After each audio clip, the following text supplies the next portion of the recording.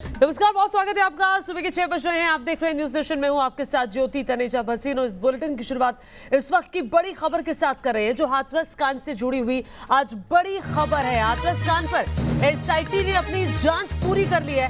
अब बहुत जल्द ही कोई बड़ा खुलासा अपने रिपोर्ट में एसआईटी कर सकती है। एसआईटी अपनी रिपोर्ट आज मुख्यमंत्री योगी आदित्यनाथ को सौंप सकती है, जिसके बाद सीएम योगी इस मामले पर आगे की कार्रवाई का फैसला करेंगे।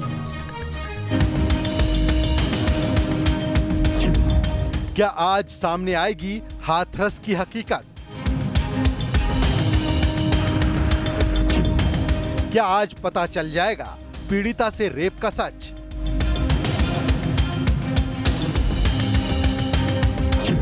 आखिर क्या है हाथरस में हैवानियत के दावों की सच्चाई?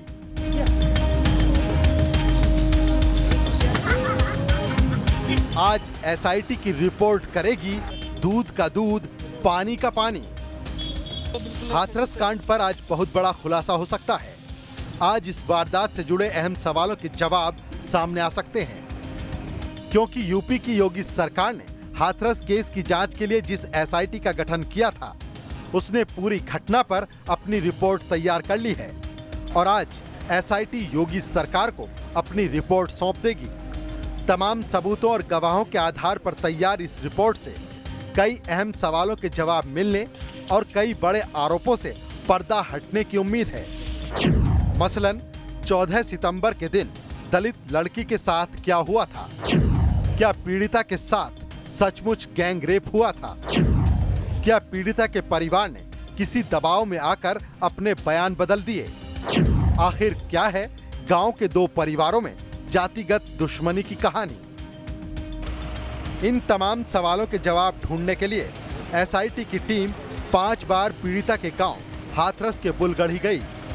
इस दौरान एसआईटी ने गांव में पीड़ित परिवार से मुलाकात की, उनसे सवाल जवाब किए, साथ ही आरोपियों के घर वालों से भी पूछताछ की। मंगलवार को भी एसआईटी ने करीब 1 घंटे तक पूरे मामले की पड़ताल की। इस दौरान एसआईटी ने मौकाए वारदात पर जाकर उन खेतों का भी मुआयना किया जहां पीड़िता के साथ रेप और मारपीट के आरोप लगाए गए। इतना ही नहीं, एसआईटी के अधिकारी उस जगह भी पहुंचे जहां मृतका के शव को रात के अंधेरे में चुपचाप जला दिया गया और उस पर बवाल भी हुआ। अगर हाथरस की बात की जाए, पीड़िता के परिवार की बात की जाए, तो उनका कहना है कि बस वो न्याय चाहते हैं और सुप्रीम कोर्ट के जज की निगरानी में इस पूरे मामले में सीबीआई जांच हो, ऐसा वो चाहते हैं। हालांकि एसआईटी 5वीं बार आज पीड़िता के गांव पहुंची है और इसके अलावा छानबीन में जो न्यायिक टीम है वो भी आज गाँव पहुँची है। वो भी वहाँ पर उनसे बातचीत करेगी, उनसे मुलाकात करेगी। अब देखना होगा कि एसआईटी की टीम आज यूपी सरकार को क्या रिपोर्ट सौंपेगी और सीएम योगी इस रिपोर्ट के आधार पर आगे क्या कार्रवाई करते हैं। Team news nation. और देखिए, सबसे बड़ा सवाल यह है कि एसआईटी की रिपोर्ट में क्या है ऐसा। हाथरस कांड की जांच में नया खुलासा होने का दावा किया जा रहा है। उत्तर प्रदेश पुलिस की पड़ताल की माने तो पीड़ित परिवार और मुख्य आरोपी संदीप फोन के जरिए आपस में संपर्क में थे, बातचीत करते थे।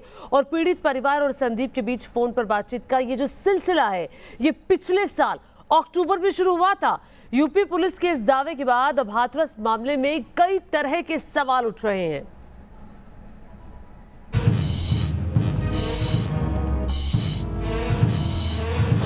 कॉल डिटेल से हाथरस मामले में आया नया ट्विस्ट।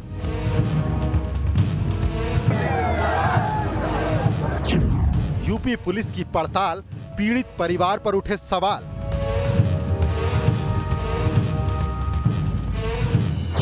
पीड़िता के भाई और आरोपी के कॉल डिटेल से हुआ बड़ा खुलासा।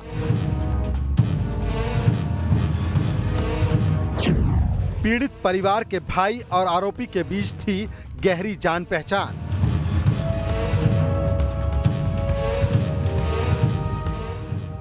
यूपी के हाथरस केस में हर दिन नई परतें खुलती जा रही हैं। अब इस केस में नया और बेहद चौंकाने वाला ट्विस्ट आ गया है।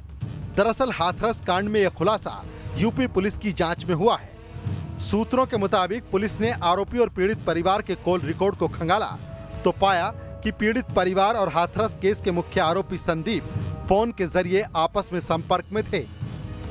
दोनों के बीच फोन पर लंबी बातचीत की बात सामने आ रही है। बड़ी बात तो ये है कि दोनों के बीच कई घंटों तक बातचीत होती थी।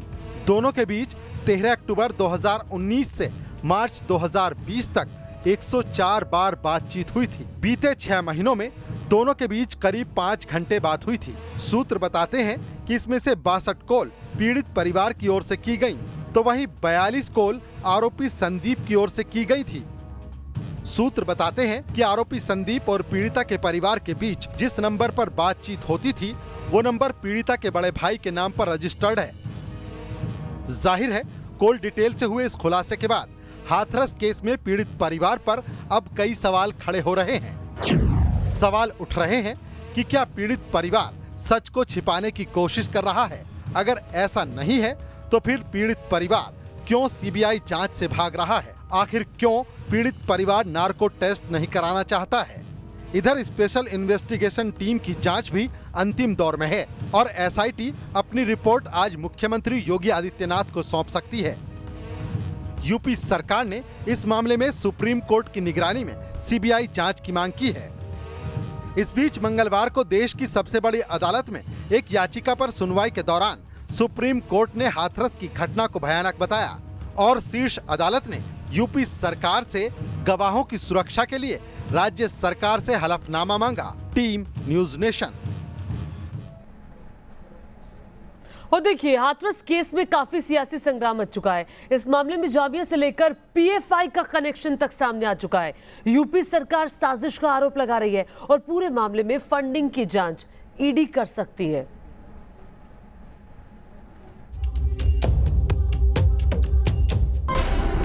क्या है हाथरस कांड का Jamia connection?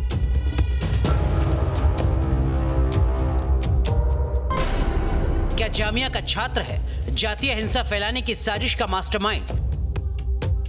Peoples front of India यानी पीएफआई वही संगठन है जिस पर दिल्ली में दंगा फैलाने के भी आरोप लगे थे। जिस तरह दिल्ली दंगों की आग में जली थी, बताया जा रहा है उसी तरह यूपी को जातीय हिंसा की आग में झोंकने की साजिश हुई थी।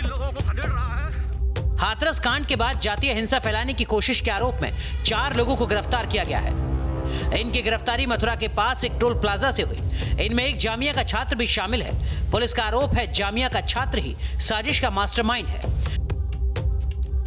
मसूद अहमद पुत्र शकील अहमद, जो कि हमारे यहाँ जरवल रोड पे कैरा काजी वार्ड नंबर 7 का रहने वाला था, वो लड़का पकड़ा गया है वहाँ पर। और इसमें पीएफआई, सीएफआई, एसडीपीआई, ये सब जो है एक तरह से एक ही सिद्धांतों पे काम करने वाली संस्थाएं हैं। पूरे मामले में सुप्रीम कोर्ट में भी सुनवाई हुई।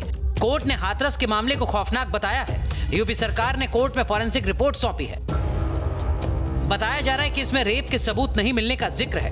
कोर्ट में यूपी सरकार की तरफ से हलफनामा भी दाखिल किया गया है। हलफनामे में कहा गया है स्वतंत्र और निष्पक्ष जांच के लिए सीबीआई जांच को आदेश दिए जाएं। सुप्रीम कोर्ट को खुद भी सीबीआई जांच की निगरानी करनी चाहिए। हिंसा भड़कने की आशंका की वजह से रात में अंतिम संस्कार किया गया। हाथरस मामले में सरकार को बदनाम करने की साजिश की गई। मैं इतना ही कहना चाहूँगी कि पॉलिटिकल सिलेक्टिविज्म अगर गांधी खानदान करता है तो उसमें आपको किसी प्रकार से आश्चर्य नहीं करना चाहिए। अगर गांधी खानदान तब चुप बैठता है जब अशोक गहलोत जी ये कहते हैं कि राजस्थान में जिस बिटिया का बलात्कार हुआ वो अपनी मर्जी से लड़कों के साथ गई, तब आपको अचंभा नहीं होना चाहिए। अगर छत्तीसगढ़ में कोई पत्रकार पीटा जाता है सरेआम और गांधी खानदान मौन बैठा रहता है, तब आपको बिल्कुल भी आश्चर्य नहीं होना चाहिए। इस मामले में साजिश से लेकर भ्रामक खबर फैलाने के मामले में 19 केस दर्ज किए गए हैं। ईडी साजिश की फंडिंग की जांच कर सकती है। क्या जातीय हिंसा फैलाने के लिए फंड दिए गए? मामले की जांच के बाद ईडी मनी लॉन्ड्रिंग का केस भी दर्ज कर सकती है। Team news nation.